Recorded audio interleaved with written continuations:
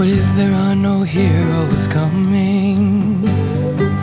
There is no safety in our artifice, only nature who is getting tired of us.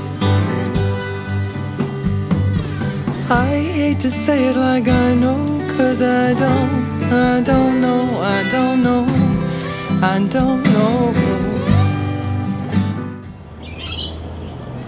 I had, by this stage, not left Australia for nearly 2 decades, and I'd travelled all over the outback, lived in Darwin, what have you, but when I realised that I'd become too scared to leave our shores and had let my passport lapse, I decided I better just go straight for the scariest place that I could think of, and that was New York.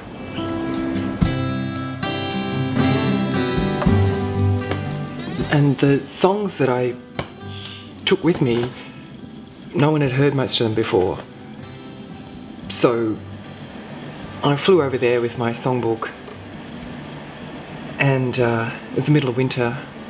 I arrived, it's quite a long flight, it's sort of exhausting and you get all discombobulated, and when I got there I missed the connecting flight in Los Angeles, and it was sort of midnight practically on a Sunday night, Super Bowl Sunday actually, and so there wasn't anyone about, and when I came out of the airport it was snowing and it was freezing and disorienting, and every fibre in my being just wanted to get in a cab and give the cab driver this address of these people I'd never met and had to turn up at their house at 2 o'clock in the morning. But I forced myself to get on the subway just to get it over with, and I heard all these, you know, New York subway stories, and a homeless guy tried to kind of call me out of my bags by saying he would carry them for me, and it was just overwhelming. I remember standing on the platform crying with terror, and I'm really glad that I did that, because it was like ripping the bandage off, and the rest of the time that I spent in New York I felt perfectly comfortable and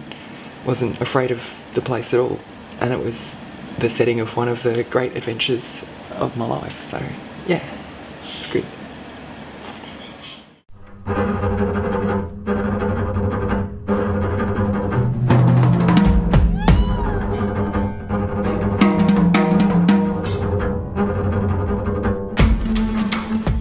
I was walking down 8th Avenue quite late at night, trying to figure out where I was going to find backing vocalists at that time of night. We'd been working on this song all day, and I sort of got to the point where I realised what it needed was the kind of messy, non-professional singing, sloppy backing vocals. And I hit up everybody that was hanging around the studio, and they weren't very keen, and I thought, oh, I'll go and get some beers. And so I was walking down to the store thinking, what am I gonna... And these 3 beautiful guys were standing on the corner, and one said, hey babe. And I said, hey, do you want to come and sing backing vocals on this song that I'm about to record around the corner in this studio? And he said, yeah, I make beats, he was right into it. So we sort of went back to the studio with these 3 guys following me like a chain of ducklings. And the first guy was keen, he's talking to me, walking along beside me, and then his friend was kind of behind him, and then way back was the other friend that wasn't really very interested at all, and he was on his phone the whole time. So that's where we got the backing vocals for Vow to Surrender, which is the song that I'm kind of personally most pleased with. It's just a mess, it's ragged, and it slops all over the place, and it kind of is what it says, which is, this is a mess. We need to open up our hearts and step out of this mess.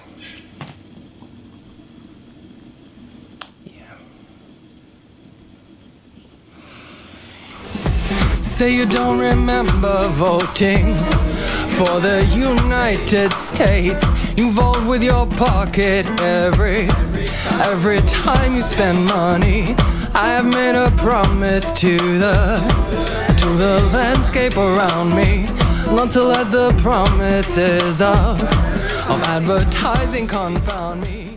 The musicians came from everywhere.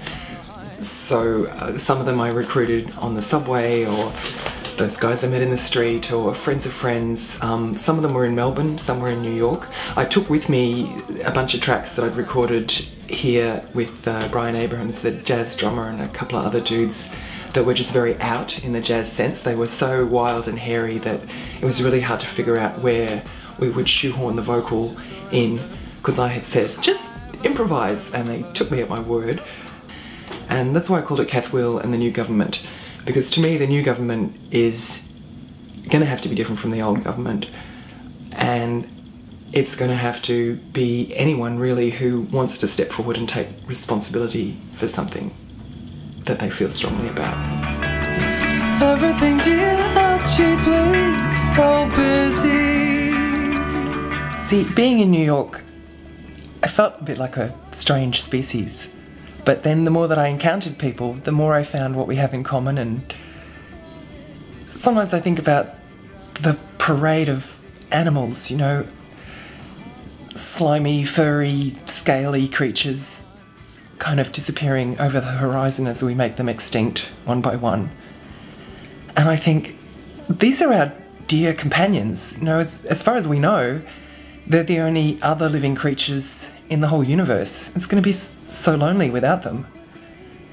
And what I realised when I was working to go over, when I was putting all my songs together, you know, I kind of trawled through the whole songbook and went through my tray of tapes, my tray of mini discs, and I realised that all of my songs are basically love songs.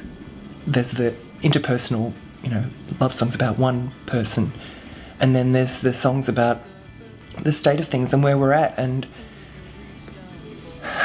I feel, I like what Howard Thurman said. He says, don't ask what the world needs. Ask what makes you come alive and go do that, because what the world needs is people that have come alive. And I feel like if you're not contributing what you really love, you're holding out on us all, you know. So it seems to me that by being more yourself and being happier, you bring what it is that you can bring to the world, and that's what we need at this stage. It's kind of all hands on deck, I think. All hands on deck.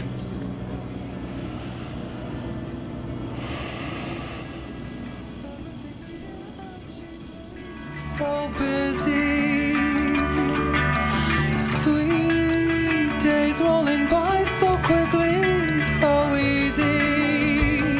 The day's so busy and crowded, dizzy and loud.